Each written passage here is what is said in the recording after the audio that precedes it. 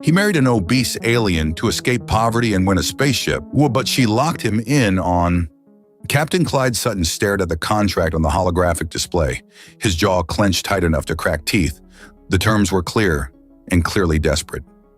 Marriage to an alien aristocrat in exchange for a state-of-the-art interstellar vessel and enough credits to clear his family's crushing debt. His father's medical bills had piled up faster than their ability to pay them, and the collectors were threatening to seize their home. "You have 24 hours to decide, Captain Sutton," said Admiral Thornton, his weathered face betraying no emotion through the comm screen. "The Valerians are insistent on having a decorated human officer for this arrangement. Your combat record makes you an ideal candidate." Clyde ran a hand through his short brown hair. "With all due respect, sir, I'm being asked to sell myself like some kind of prize stallion."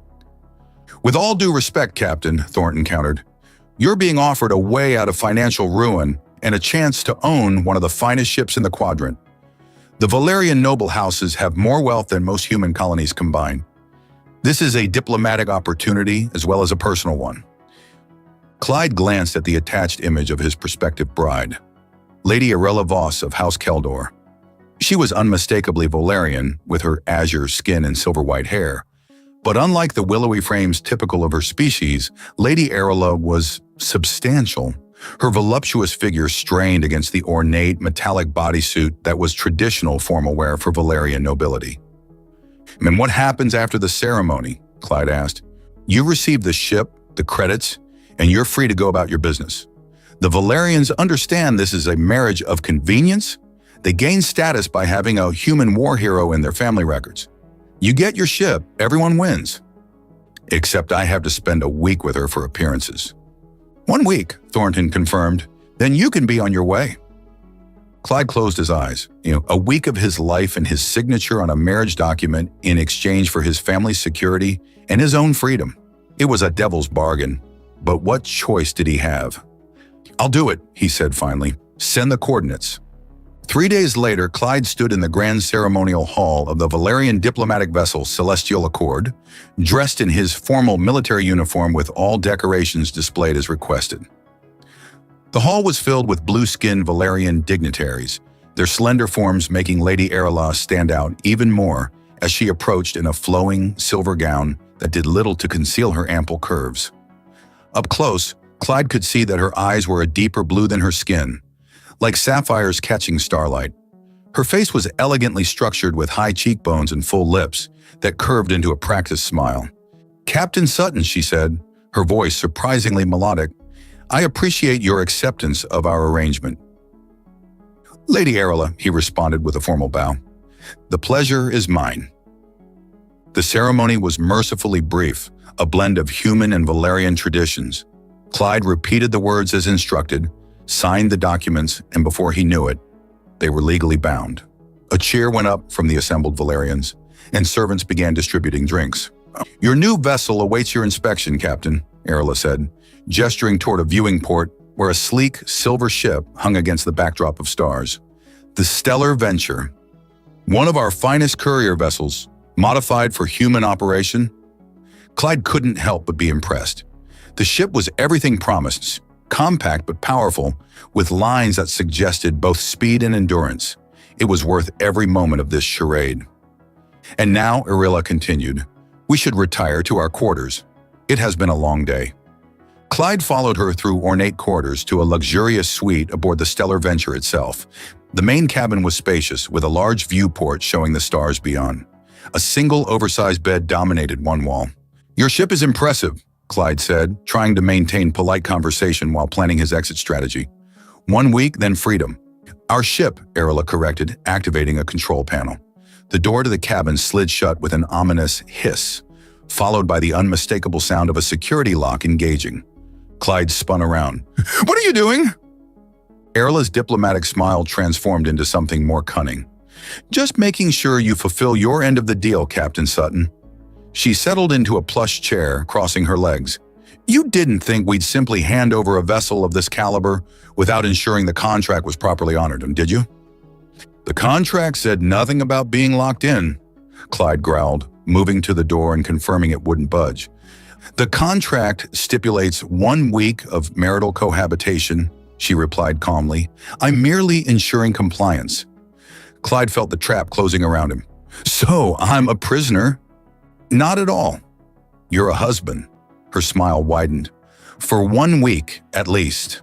Then you're free to go wherever you wish with your new ship and your payment. Clyde stared at the locked door, then back at his new bride. Her eyes glittered with amusement at his predicament. 1 week with this woman. 1 week locked in this gilded cage. Fine, he said through gritted teeth. 1 week, then I'm gone. Of course, Arla agreed, her voice honey-sweet. That was always the arrangement. As Clyde looked out the viewport at the stars beyond, stars he'd soon be free to navigate, he couldn't shake the feeling that Lady Erla Voss had plans he couldn't begin to fathom. Clyde spent the first hour of his confinement methodically examining every panel and access point in their shared quarters. Arela watched with amusement from a plush settee, sipping from a crystal glass filled with iridescent blue liquid. The security systems were designed by the finest Valerian engineers, she commented. Even with your impressive military background, I doubt you'll find a weakness. Clyde shot her a glare. You've done your research. Thoroughly. She set down her glass. 3 combat tours on the Centauri front. Commendations for valor during the Arcturus skirmish. Expert in tactical operations and ship-to-ship combat. Her sapphire eyes sparkled. You're quite the specimen, Captain Sutton. And you're quite the jailer, Lady Erla. She laughed, the sound surprisingly melodic. A jailer? Hardly. This is the finest suite on the vessel. The food synthesizer is programmed with over 1,000 recipes from across the galaxy. The entertainment system contains more media than you could consume in a lifetime. She gestured to a door on the far wall. And that leads to a private bathing chamber that would make Earth's finest spas envious. Clyde crossed his arms. A gilded cage is still a cage. 1 week in luxury before you gain your freedom and wealth. Erla rose from her seat, her curves shifting beneath the silver fabric of her gown. Many would consider that a fair trade. Before Clyde could respond, a piercing alarm cut through the cabin. The lighting shifted to a pulsing red, and a holographic display materialized above the central table. Proximity alert, Erla said, suddenly all business, huh? She moved to the display with surprising grace for her size, fingers dancing across the controls. 3 vessels on intercept course. Clyde was at her side instantly, military training overriding his annoyance. Configuration? Krell gunships, she replied, her voice tight. Mercenaries from the Outer Rim. The display showed 3 predatory-looking vessels, their hulls adorned with the distinctive barbed protrusions that mark Krell warcraft. They were arranged in a classic pincer formation, cutting off potential escape vectors. They're hailing us, Erla said, tapping a control. A harsh, guttural voice filled the cabin. Vessel Stellar Venture, this is Commander Vrak of House Thrax. Surrender Lady Erla Voss immediately or be destroyed. Erla's face hardened. House Thrax, she muttered. They've opposed the human-Valerian alliance from the beginning. And now they're making their move, Clyde said, studying the tactical display. Those gunships outgun us 3-1. Erla deactivated the communication channel before responding. The Stellar Venture has defensive capabilities beyond its apparent specifications. She turned to Clyde, her expression serious. But I need your expertise to utilize them effectively. So you're unlocking the door? Clyde asked, raising an eyebrow. The ship's systems can be controlled from here, she replied, gesturing to the holographic interface. But I need your tactical mind. The Krell commander's voice boomed through the cabin again. Your silence is taken as refusal. Prepare to be boarded. Clyde studied the approaching vessels, mind racing through combat scenarios. Why target you specifically? This seems excessive for simple opposition to an alliance. Erla's eyes met his. House Thrax stands to lose significant mining rights if the treaty accompanying our marriage is ratified. My family has championed cooperation with humans since first contact. And a dead bride would certainly complicate the treaty, Clyde concluded. He stepped closer to the controls. What defensive systems are we working with? Erla's fingers danced across the interface, revealing schematics that made Clyde whistle in appreciation. The Stellar Venture wasn't just a courier vessel, it was a disguised warship with cutting-edge Valerian technology. "You never intended for me to just fly away, did you?"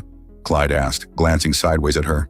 "Let's focus on surviving first," she replied, not quite answering his question.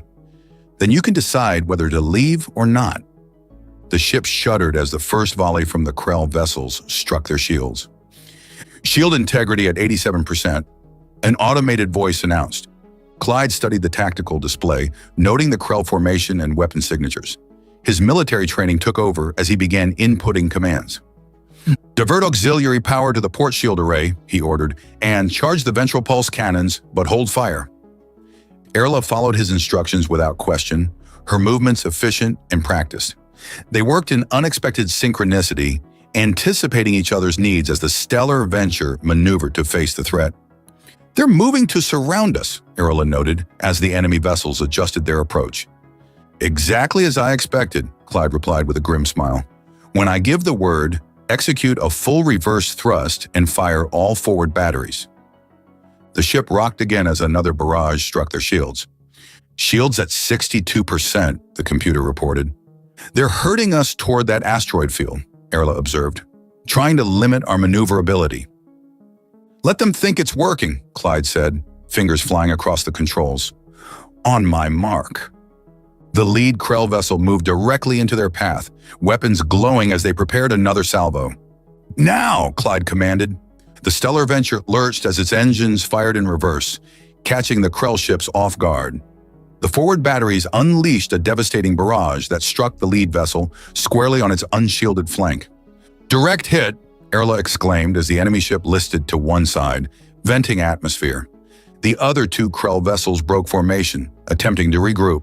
Clyde seized the opportunity, inputting a series of complex maneuvers that sent the Stellar Venture into a tight spiral between them. "They're targeting our engines," Erla warned. "Let them try," Clyde replied, his focus absolute. He felt a surge of exhilaration. This was what he was born to do. For several tense minutes, the space around them lit up with weapons fire as Clyde outmaneuvered the mercenary vessels. The Stellar Venture danced between asteroid fragments and energy blasts, responding to his commands with precision that surpassed any ship he'd previously piloted. Finally, one of the Krell ships erupted in a spectacular explosion after a perfectly timed shot from the Venture's aft cannons. The remaining vessel, seeing its companions defeated, abruptly broke off the attack and accelerated away. "They're retreating," Erla said, her voice filled with relief and admiration. Clyde leaned back from the controls, adrenaline still coursing through his veins. He turned to find Erla looking at him with newfound respect. "That," she said softly, "was extraordinary." But for the first time since their meeting, Clyde felt something other than resentment toward his blue-skinned bride. She had remained calm under fire, followed his instructions perfectly, and shown genuine skill at the ship's systems. "You handle yourself well in a crisis," he acknowledged. A small smile played at her lips. "As do you, Captain Sutton. Perhaps this arrangement won't be quite as tedious as you feared." The moment was interrupted by another alarm, this one more urgent than the first. "The damaged Krell vessel," Erla said, turning back to the display. "It's on a collision course." "Impact in 47 seconds!" Erla's fingers flew across the holographic controls, her earlier composure giving way to urgent focus. Clyde analyzed the trajectory data. "We can't outrun it. The engines took too much damage in the firefight." "Emergency protocols initiated," announced the ship's AI in a calm, feminine voice that contrasted sharply with their dire situation, recommending immediate evacuation to command deck. Erla pressed her palm against a hidden panel beside the main display. The locked door to their quarters slid open with a pneumatic hiss. "So much for our cozy confinement," she said with a wry smile.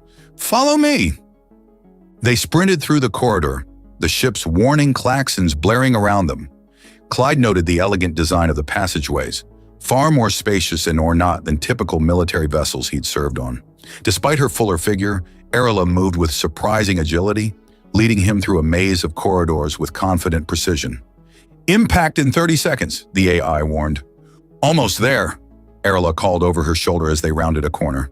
The command deck doors parted automatically as they approached. Clyde halted momentarily at the threshold, taking in the bridge's layout. Unlike the utilitarian design of human military vessels, the Stellar Ventures Command Center was a harmonious blend of function and aesthetic beauty.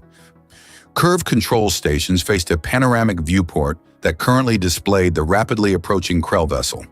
Impact in 20 seconds. Erla slid into the captain's chair at the center of the bridge, activating systems with practiced efficiency. "Take tactical," she ordered, pointing to a station to her right. Clyde complied without hesitation, military training overriding any lingering resentment about their arrangement.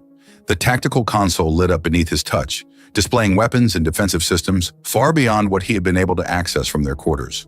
"Diverting all power to forward shields," he announced, fingers dancing across the interface. "Initiating emergency thrusters," Erla responded, gripping the manual flight controls that had extended from her command chair. "Impact in 10 seconds."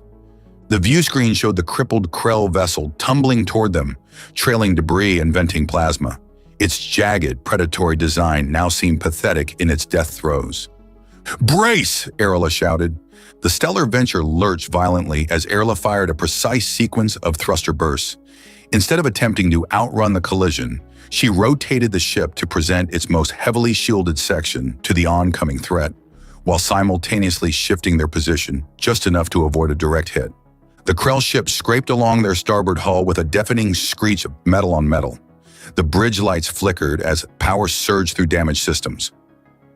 Clyde was nearly thrown from his station, but managed to maintain his position, continuing to route power to critical systems. "Hull breach on decks 4 through 6, the AI reported. "Emergency containment fields holding." As the Krell vessel passed by, Erla executed a final thruster burst that pushed them clear of the debris field. The damaged mercenary ship continued its tumble into space, eventually detonating in a brilliant flash as its power core destabilized. For a moment, silence reigned on the bridge, broken only by the hiss of environmental systems compensating for the damage. "Damage report," Erla finally requested, her voice steady, despite the beads of sweat visible on her blue forehead. "Multiple hull breaches, but containment fields are functioning," Clyde reported, scanning the tactical readouts. "Weapon systems at 40% capacity, shields at 32%, main engines operating at reduced efficiency." Erla nodded, then turned her command chair to face him directly. "Not bad for our first date, wouldn't you say, Captain?" Despite himself, Clyde felt a smile tug at his lips. "I've had worse." She laughed, a genuine sound of relief and amusement that somehow lightened the tension in the room. "I'm sure you have." Clyde rose from the tactical station to get a better view of their surroundings through the main viewport. The stars stretched endlessly before them, untroubled by the violence that had just occurred. "So," he said, turning back to Erla, "care to explain why your courier vessel is equipped with military-grade weapon systems and why mercenaries are trying to kill us?" Erla's expression grew more serious. "House Thrax has opposed the Human-Valerian alliance from the beginning. They control significant mining operations in the Outer Rim and fear human competition." She rose from her chair, her curves shifting beneath her silver gown as she approached a secondary console. "As for the ship, let's just say my family believes in being prepared." "Prepared for what?" "War. Captain Sutton." She activated a holographic display showing a star chart with various markers indicating fleet positions. "The alliance between our peoples isn't merely diplomatic. There are forces gathering beyond the Outer Rim, forces that threaten both humans and Valerians alike." Clyde studied the display, his military mind immediately grasping the strategic implications. The Krell aren't acting alone. "They're mercenaries for hire," Erla confirmed. "The real threat remains in the shadows." For now, she turned to face him fully, her sapphire eyes meeting his with unexpected intensity. "Our marriage was arranged not just for show or status, Captain. It was the first step in a joint military operation. Your tactical expertise combined with Valerian technology." Clyde felt a surge of anger. "Admiral Thornton knew this, didn't he? This wasn't just about clearing my family's debts." "The Admiral understands the bigger picture," Erla replied diplomatically, "but the choice was always yours. The debt relief and ship ownership are genuine.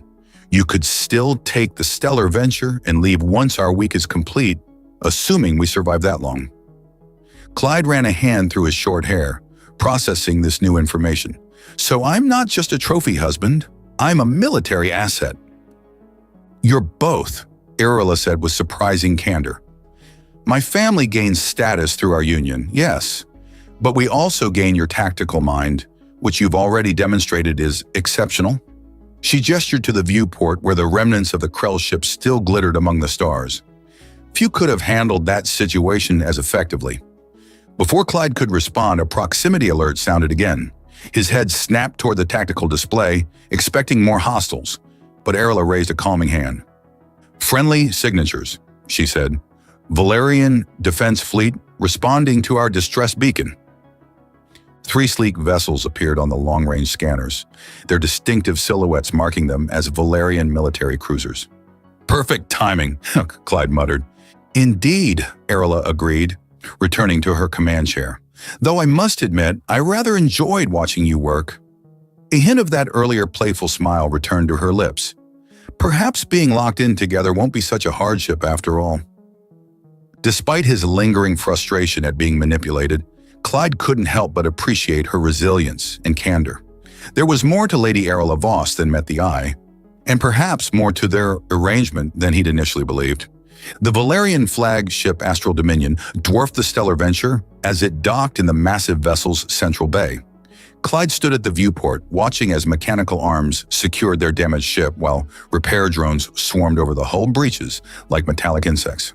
Impressive, he admitted as Arilla joined him, now dressed in a formal gown of midnight blue that complemented her azure skin. The garment hugged her generous curves before flowing to the floor in a cascade of shimmering fabric. Wait until you see the reception hall, she replied, adjusting a silver circlet in her elaborately styled hair. Valerian formal events are elaborate. Clyde tugged uncomfortably at the collar of his dress uniform. Admiral Thornton had apparently anticipated this scenario. A complete formal kit had been packed among his belongings. I'm not exactly looking forward to being paraded around as your trophy husband. Arilla's eyes sparkled with amusement. On the contrary, Captain. After your performance against the Krell, you'll be the hero of the evening. She stepped closer, straightening his already immaculate collar. The brave human warrior who saved a Valerian noble from certain death. Her proximity sent an unexpected jolt through Clyde. The floral scent of her perfume mingled with something more primal, a subtle pheromone perhaps, unique to her species.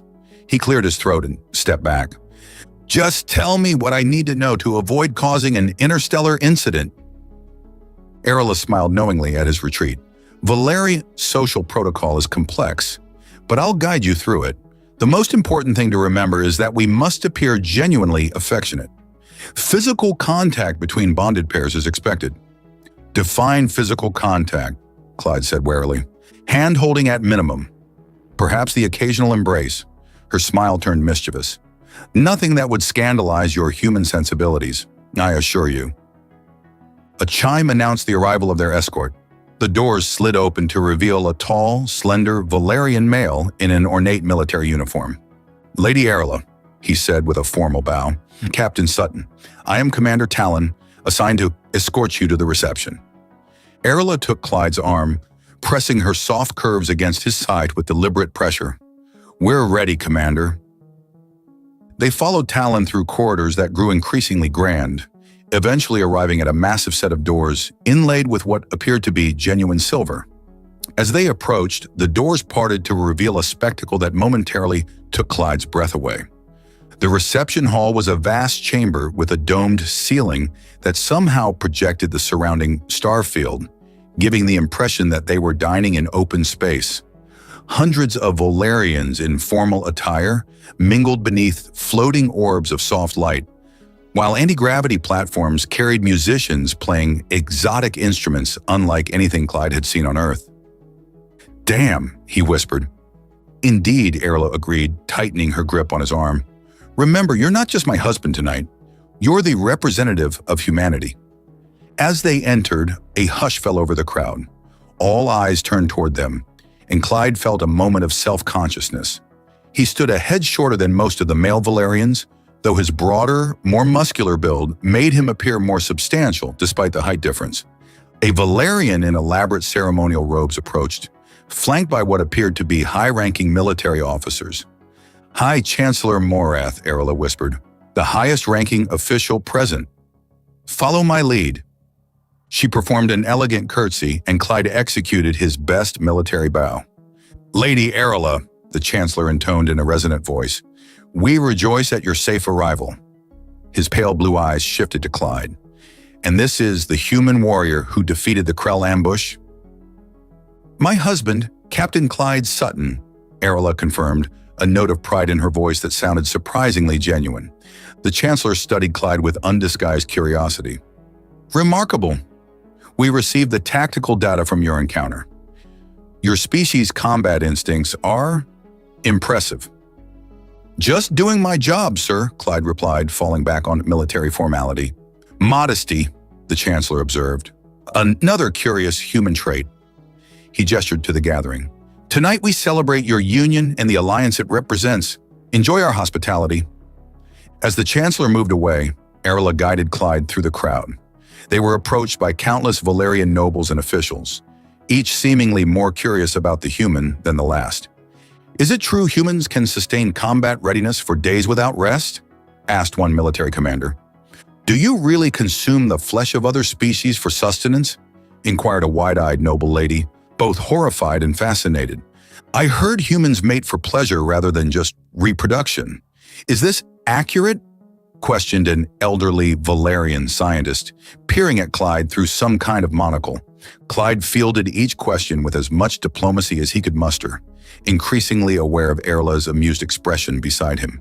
She remained pressed against his side, occasionally stroking his arm or leaning her head against his shoulder in displays of affection that seemed calculated to appear natural. As the evening progressed, servers circulated with exotic foods and glowing beverages. Clyde cautiously sampled a few, finding some delicious and others nearly inedible to his human palate. "You're doing wonderfully," Arela murmured during a rare moment when they weren't surrounded by curious Valerians. "They're absolutely fascinated by you." "Like a zoo exhibit?" Clyde muttered, though without real bitterness. The attention was overwhelming, but not entirely unpleasant. "More like a legendary creature come to life," she corrected, guiding him toward a quieter corner of the hall. "Humans have a reputation among my people. Resilient, adaptable, unpredictable." Her eyes met his with unexpected intensity. "Passionate." The way she said the last word sent a warmth through Clyde that had nothing to do with the alien beverages he'd consumed. Before he could respond, the music changed to something slower, more melodic. "Ah, the bonding dance," Arela said. "Newly joined couples are expected to participate." "I'm not much of a dancer," Clyde warned as she led him toward the center of the hall, where other couples were gathering. "Just follow my lead," she replied, placing his hand on the curve of her waist. "It's simple enough." The dance was indeed straightforward, a slow, graceful movement in circular patterns. What wasn't simple was maintaining his composure with Arela's body pressed against his, her curves soft yet firm beneath the silken fabric of her gown. The subtle scent of her grew stronger as her body temperature rose with the dance, and Clyde found himself responding to her proximity in ways he hadn't anticipated. "Your heart rate has increased, Captain," she observed quietly, a knowing smile playing at her lips. "Are you finding our charade difficult to maintain?" "Just trying not to step on your feet," he deflected, though they both knew it was a lie. As they moved across the floor, Clyde became aware that they were being observed with particular interest. Not just with curiosity, but with approval. "They're watching us," he murmured. "Of course they are," Arela replied. "We're the symbol of everything this alliance promises. Strength through unity, beauty in diversity." Her hand slid up his chest to rest over his heart. "The perfect diplomatic match." The music swelled, and Arela pressed even closer, her face tilted up toward his. For a moment, Clyde forgot about the audience, the arrangement, the contract that had brought them together. He saw only the intelligent, courageous woman who had fought beside him, who had trusted his judgment in battle without hesitation. When the dance ended, they remained locked in their embrace for a heartbeat longer than necessary, something unspoken passing between them. The spell was broken by the approach of Commander Talon, his expression grave despite the festive surroundings.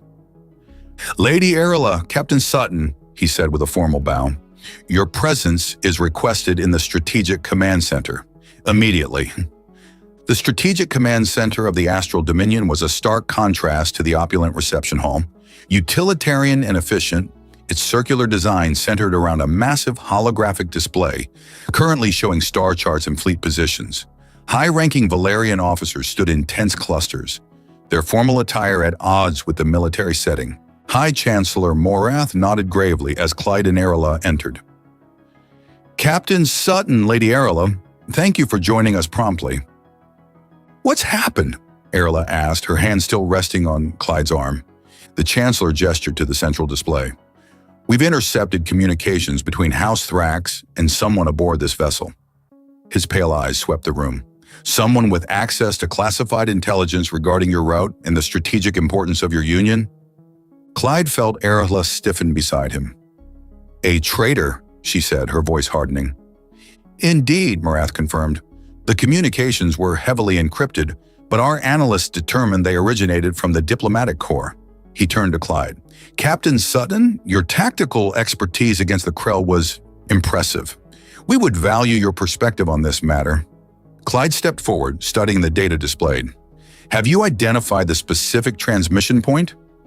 "We've narrowed it to the diplomatic wing, but precise identification has proven challenging," responded a severe-looking Valerian officer. "Whoever sent these communications used sophisticated counter-detection methods." Clyde nodded, military training taking over. "I'd suggest a compartmentalized investigation. Restrict information flow, feed different data to different departments, see which version reaches House Thrax." The Valerian officers exchanged impressed glances. "A human honey trap," one murmured appreciatively. "Additionally," Clyde continued, "the traitor will likely attempt to contact their handlers again, especially after our survival of the Krell attack. We should monitor all outgoing communications, particularly any using non-standard channels." Chancellor Morath nodded approvingly. "Your species' natural paranoia serves you well in security matters, Captain Sutton." He turned to address the assembled officers. "Implement these measures immediately." As the officers dispersed to their tasks, Morath approached Clyde and Arilla more privately. "There is another matter we must discuss," he said, his voice lowered. "The attack on your vessel has accelerated our timeline. The formal alliance ceremony must proceed without delay." Arilla's grip on Clyde's arm tightened. "The bonding of souls ritual? But that requires weeks of preparation." "We have no weeks," Morath replied grimly. "The ritual must be performed tomorrow." Clyde looked between them, sensing he was missing something significant. "What exactly does this ritual entail?" Arilla turned to him, her expression a mix of concern and something more complex. "It's an ancient Valerian tradition. For political unions to be recognized as binding by all houses, the couple must demonstrate their compatibility." "Compatibility," Clyde repeated flatly. "That sounds suspiciously vague." Chancellor Morath's lips twitched in what might have been amusement. "The ritual tests physical, mental, and spiritual harmony between bonded pairs. It is intimate by both human and Valerian standards." Clyde felt heat rise to his face as understanding dawned. "You're saying we have to demonstrate your union's validity," Morath finished smoothly, "before witnesses from all major houses." "Witnesses?" Clyde choked. Arilla placed a calming hand on his chest. "Not in the way you're imagining. The physical aspects are conducted in private. The witnesses observe only the ceremonial elements and the final confirmation, which is a biochemical analysis that confirms mutual satisfaction," she explained, her blue cheeks darkening to a deeper shade that Clyde realized must be the Valerian equivalent of a blush. Chancellor Morath cleared his throat. "I understand this may conflict with human customs, Captain Sutton, but the ritual is essential to solidify the alliance. Without it, conservative elements within our society could challenge the legitimacy of your union, and by extension, the military cooperation it represents." Clyde ran a hand through his hair, processing this new complication. What had begun as a simple transaction, marriage for money and a ship, had evolved into something far more complex. Now he was expected to consummate the union as a part of an alien ritual with political ramifications. He glanced at Erla, who was watching him with an unreadable expression. Despite his initial resentment of their arrangement, he couldn't deny the attraction that had been building between them. Their shared battle against the Krell, the dance they just shared, there was a genuine connection forming, unexpected but undeniable. "I need to speak with Lady Erla privately," Clyde finally said. Chancellor Marath nodded. "Of course. You may use my personal chamber adjacent to the command center." He gestured toward a door at the far side of the room. "I must coordinate the investigation into our traitor. We will speak again before the ritual tomorrow." As the Chancellor departed, Clyde and Arilla made their way to the indicated chamber, a small but elegantly appointed room clearly designed for private diplomatic conversations. The door had barely closed behind them when Arilla spoke. "I understand if this changes things for you, Clyde. The ritual wasn't supposed to happen so soon. You weren't supposed to know that our fake marriage would require real intimacy?" Clyde finished, unable to keep a note of accusation from his voice. Erla sank onto a cushioned bench, her formal gown pooling around her. "The contract you signed included provisions for all traditional ceremonies. The details were deliberately vague." "Another manipulation," Clyde said, pacing the small room. "Like being locked in our quarters. Like being chosen for my tactical skills rather than just as a convenient human." "Yes," she admitted without pretense, but not entirely. She rose and moved to stand before him, stopping his pacing with a gentle hand on his chest. "You were selected for many reasons, Clyde. Your military record, yes. Your financial situation that made you amenable to the arrangement, yes." Her sapphire eyes held his. "But also because when our intelligence services compiled psychological profiles of potential candidates, you showed something rare." "What's that?" "Adaptability, openness beneath your disciplined exterior, the capacity to see beyond your own cultural limitations." Her hand slid up to rest against his cheek. "The potential to genuinely care for someone different from yourself." The sincerity in her voice caught him off guard. "And what about you? Was this all just duty to your house and species?" Erla's lips curved in a small smile. "Initially, perhaps. I am a daughter of House Voss. Duty is in my blood." Her thumb traced the line of his jaw. "But I didn't expect to admire your courage. I didn't expect to enjoy your company. And I certainly didn't expect to feel this attraction." The last word hung between them, charged with possibility.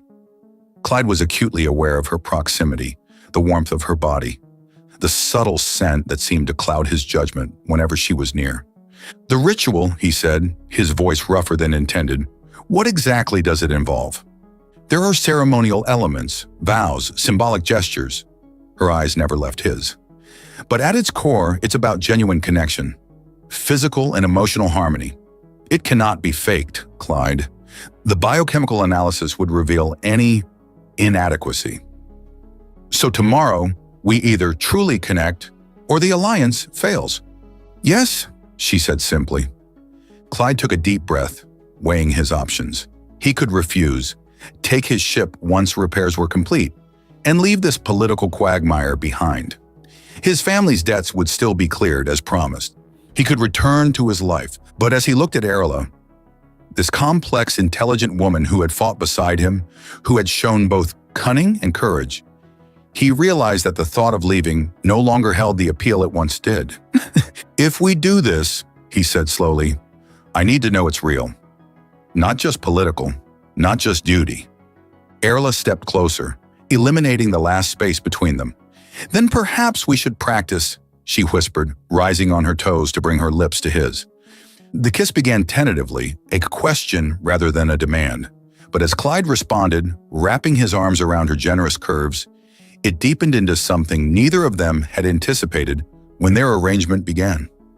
When they finally parted, both slightly breathless, Erla's eyes held a new warmth. "I believe," she said with a small smile, "that the ritual may not be as challenging as you feared." Dawn aboard the Astral Dominion was an artificial affair, the ship's environmental systems gradually brightening the illumination to simulate sunrise. Clyde woke slowly, momentarily disoriented by the unfamiliar surroundings before memories of the previous night flooded back. Erla lay beside him, her silver-white hair spread across the pillow, her blue skin a striking contrast against the cream-colored sheets. Her face in repose looked younger, the diplomatic mask set aside in sleep. Clyde found himself studying her features with a tenderness that would have been unimaginable when they'd first met. What had begun as reluctant duty had transformed into something neither of them had anticipated. Their connection had been immediate and profound, crossing the boundaries of their different species with surprising ease. Clyde had discovered that Valerian physiology, while different in coloration and certain details, was remarkably compatible with human anatomy. More surprising was the emotional resonance he'd felt, a connection that transcended the physical. Erla stirred, her sapphire eyes opening to meet his. "You're staring," she murmured, a smile playing at her lips. "Just making sure I didn't dream last night," he replied, reaching out to trace the curve of her cheek. She caught his hand, pressing it against her face. "Not a dream, though I admit I didn't expect such enthusiasm from a human." Clyde chuckled. "We're full of surprises." "Indeed." She stretched languidly, the sheet slipping to reveal the generous curves of her body. The ritual today should be a mere formality after that performance. Before Clyde could respond, his military-honed instincts alerted him to a subtle sound from the outer chamber of their suite. He placed a finger to his lips, then slipped silently from the bed, grabbing his sidearm from where he'd left it on the nightstand. Erla's eyes widened in understanding. She nodded, reaching for a small device concealed in her discarded gown. Clyde approached the door separating the bedroom from the main living area, listening intently. The soft sound came again, the unmistakable beep of someone accessing a data terminal. He signaled to Erla, who activated her device. A small holographic display appeared, showing a real-time feed from hidden security cameras in the outer room. A slender Valerian female in diplomatic attire was hunched over the suite's communication console, her back to the camera as she worked. Even from behind, Clyde recognized her. Liaison Perith, one of the junior diplomats who had been particularly attentive during the reception. "The traitor?" Erla whispered, her voice barely audible. Clyde nodded grimly. They watched as Perith inserted a data crystal into the console, her fingers moving rapidly over the interface. "She's downloading something," Clyde observed. "Probably information about the ritual today." "Or worse," Erla replied. "That terminal has access to the ship's security protocols." Clyde considered their options. "We need to take her alive. She could lead us to her contacts in House Thrax." Erla nodded in agreement. "I'll circle through the service entrance. You confront her directly." With silent efficiency born of their respective training, they moved into position. Clyde waited until Erla had slipped through a concealed door before he burst into the main chamber, weapon raised. "Don't move," he commanded. Liaison Perith spun around, her pale blue eyes widening in shock. "Captain Sutton! I was just—" "Committing treason," Clyde finished coldly. "Step away from the console." Instead of complying, Perith lunged for something at her waist. Clyde fired a warning shot that sizzled past her shoulder, scorching the wall behind her. "The next one won't miss," he warned. Perith froze, then slowly raised her hands. "You don't understand," she said, her voice trembling. "House Thrax has my bondmate. They threatened to kill him if I didn't cooperate." "A convenient excuse," Erla said, emerging from the service entrance behind Perith, her own weapon trained on the diplomat. "House Thrax doesn't take hostages. They buy loyalty with credits." Perith's expression hardened, the frightened facade dropping away. "You know nothing of their methods. They've evolved beyond your outdated intelligence." "Then enlighten us," Clyde suggested, keeping his weapon steady. "Who's your contact? What were you sending them?" A bitter laugh escaped the diplomat. "You think I fear your human weapons? Death would be preferable to what House Thrax does to traitors who fail." Before either of them could react, Perith bit down hard on something in her mouth. Her body immediately went rigid, blue foam bubbling from her lips as she collapsed to the floor. "Poison capsule!" Erla exclaimed, rushing forward. Clyde was already kneeling beside the convulsing diplomat, searching for a pulse. "Get a medical team!" Erla activated the emergency comm, barking orders as Clyde attempted to stabilize Perith. But within seconds, it became clear their efforts were futile. The poison was designed for rapid, irreversible effect. As Perith's body went still, Clyde noticed something clutched in her hand. The data crystal she'd removed from the console. He carefully extracted it, examining the small device. "Whatever she was after, it's on this," he said, holding it up. Erla took the crystal, her expression grim. "We need to get this to intelligence immediately." The next hour passed in a blur of security protocols and debriefings. The data crystal contained not only information about the upcoming ritual, but detailed schematics of the Astral Dominion's defensive systems and the planned route for the diplomatic fleet that would formalize the Human-Valerian alliance. With this information, House Thrax could coordinate a devastating attack, Chancellor Morath said gravely as they reviewed the findings in the Secure Intelligence Center. "The ritual must proceed as scheduled, but we'll need to alter our security protocols and fleet movements." "What about Perith's claim that Thrax has evolved their methods?" Clyde asked. "Could they have infiltrated other parts of your government?" The Chancellor exchanged concerned glances with his security advisors. "It's possible. We've long assumed House Thrax operated primarily through financial incentives. If they've begun using coercion and hostage-taking, our counterintelligence efforts may be compromised." "We should proceed with the honey trap strategy Captain Sutton suggested," Erla proposed. "Feed different information to different departments, see which version reaches Thrax." "Agreed," Morath said with a nod. "But this complicates matters for your ritual today. If there are other traitors aboard, you could both be at risk during the ceremony." Clyde straightened, a determined set to his jaw. "Then we use that to our advantage. Make it known that the ritual will include the formal unveiling of the Alliance's military strategy. That should draw out any remaining agents." Erla looked at him with a mixture of pride and concern. "You're suggesting we use ourselves as bait." "It's what I'm trained for," Clyde replied with a confidence that surprised even himself. What had begun as a reluctant arrangement had somehow transformed into a cause he was willing to risk his life for. Or perhaps, he realized as he met Erla's gaze, it was someone he was willing to risk his life for. Chancellor Morath studied them both, then nodded decisively. "Very well. We will proceed with the ritual as scheduled, but with enhanced security measures. Captain Sutton, your tactical insights continue to impress." As they left the intelligence center to prepare for the ceremony, Erla took Clyde's hand, her fingers intertwining with his. "You've come a long way from the man who resented being locked in our quarters," she observed with a small smile. Clyde squeezed her hand gently. "Turns out being trapped with you wasn't the worst fate after all." Her expression grew more serious. "The ritual today, it's more than just ceremony now. It's a statement to House Thrax and anyone who opposes our alliance." "Then let's make it count," Clyde replied. "Show them what happens when they underestimate a human and his Valerian bride." As they returned to their quarters to prepare, Clyde found himself reflecting on the strange journey that had brought him here. What had begun as a desperate bargain, marriage for money and a ship, had evolved into something far more meaningful. The ship he'd coveted now seemed secondary to the partnership he'd found with Erla. The bonding of souls ritual awaited them, along with whatever trap House Thrax might spring. But for the first time since this arrangement began, Clyde felt not resignation but resolve. Whatever challenges lay ahead, they would face them together. The Great Hall of Unity aboard the Astral Dominion glowed with ceremonial light as the bonding of souls ritual reached its culmination. Clyde and Erla stood at the center of a circular platform surrounded by representatives from both species. The air was thick with anticipation and the sweet scent of Valerian ritual incense.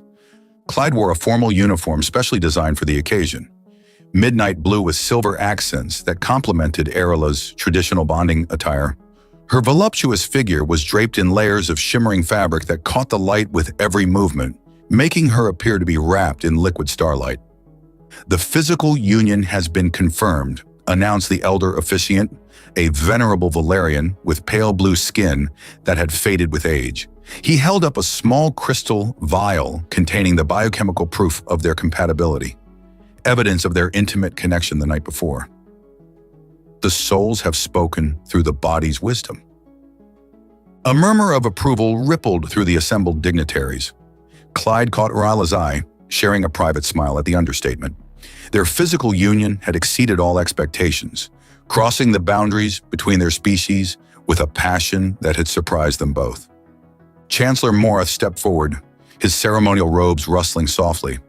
As the final act of bonding, the pair will now share the draft of unity, binding their life forces in the ancient way. An attendant presented an ornate chalice filled with luminescent blue liquid. Clyde knew this was the moment. The trap they had set was about to be sprung. Intelligence had identified 2 more suspected traitors among the diplomatic corps. Each department had been fed different information about the ritual, including a false detail that the draft of unity would contain a data microfiche with the Alliance's complete military strategy. Only the traitors would know this particular falsehood. Clyde took the chalice first, as tradition dictated. He raised it in a toast to the assembled crowd before taking a careful sip. The liquid tasted of sweet berries with an undertone of something more complex, not unpleasant, but decidedly alien. As he passed the chalice to Arela, his enhanced peripheral vision caught a subtle movement near the eastern entrance. One of the Valerian diplomats was reaching inside his ceremonial robe. Clyde gave the prearranged signal, a slight adjustment of his collar. Immediately, hidden security personnel moved into position. Their movements so smooth and practiced, they barely disturbed the ceremony. Arela drank from the chalice, her eyes never leaving his. When she lowered it, she spoke the traditional words with perfect clarity. 2 bodies, 2 minds, 1 path forward. Clyde responded with the human vow they had incorporated into the ceremony. In battle and in peace, my strength is yours. The moment the words left his lips, chaos erupted at the eastern entrance. The suspect diplomat drew a concealed weapon, but before he could aim it, security personnel had him pinned to the ground. Simultaneously, at the western entrance, another diplomat made a break for the exit only to be smoothly intercepted by human security officers. Chancellor Morath's voice cut through the momentary confusion. "The ceremony continues," he declared firmly, a subtle signal to the guests that the disturbance was anticipated and controlled. The ritual proceeded with dignified precision despite the quiet removal of the traitors. Clyde and Arela completed the final symbolic gestures, the crossing of arms, the exchange of personal tokens, the sealing of vows with a kiss that sent an unexpected jolt of electricity through Clyde's body. "The bond is complete," the elder officiant proclaimed, "recognized by all houses of Valeria and the United Earth government." Applause filled the hall as Clyde and Arela turned to face the assembled dignitaries as an officially recognized couple. The trap had worked perfectly. The remaining traitors exposed. The ceremony successfully completed. 3 days later, Clyde stood on the observation deck of the Stellar Venture, watching as the combined human-Valerian fleet moved into position. The intelligence they had fed to House Thrax through their captured agents had worked perfectly. The mercenary forces had committed to an ambush point where the Alliance fleet was supposedly vulnerable, only to find themselves outgunned and surrounded. "The final reports are in," Arela said, joining him at the viewport. She had abandoned her formal attire for a more practical jumpsuit that still managed to accentuate her curves. "House Thrax's mercenary fleet has surrendered. Their leadership is being taken into custody as we speak." Clyde nodded, satisfaction warming his chest. "And the mysterious backers beyond the Outer Rim?" "Still a concern, but without House Thrax as their proxy, they've lost their foothold in this sector." She moved closer, her shoulder brushing against his. "The Alliance is secure." "So what happens now?" Clyde asked, turning to face her fully. "That depends," she replied, her sapphire eyes studying him intently. "The week is up, Captain Sutton. As per our original agreement, you're free to take the Stellar Venture and go wherever you wish. Your family's debts have been cleared, your obligations fulfilled." Clyde glanced around the bridge of the ship that was now legally his. It was everything he had hoped for when he'd agreed to this arrangement. Sleek, powerful, state-of-the-art. His ticket to freedom and a new life among the stars. Yet the thought of leaving Arela behind created an unexpected hollow feeling in his chest. "What if I don't want to leave?" he asked quietly. A smile bloomed across her face, transforming her features with genuine joy. "Then I would say the lock on our quarters served its purpose after all." Clyde laughed, pulling her into his arms. You planned this from the beginning, didn't you? Locking me in was never just about ensuring I fulfilled the contract. Let's say I had hopes, she admitted, her arms encircling his waist, though I didn't anticipate Krell attacks, traitors, or ancient bonding rituals. No regrets? He asked, suddenly serious. In answer, Erla rose on her toes to kiss him deeply. When they finally parted, she whispered against his lips, "None whatsoever." Clyde held her close, marveling at the strange path that had led him here. What had begun as a desperate bargain, a marriage of convenience with an alien woman he'd never met, had transformed into something genuine and profound. "So," he said, gesturing to the ship around them, "where shall we go first?" "It is our honeymoon, after all." Erla's eyes sparkled with mischief. "I've always wanted to explore the Cygnus Nebula. They say the radiation creates the most spectacular light shows." "The Cygnus Nebula it is," Clyde agreed, moving to the navigation console. "Though fair warning, I may get us lost on purpose.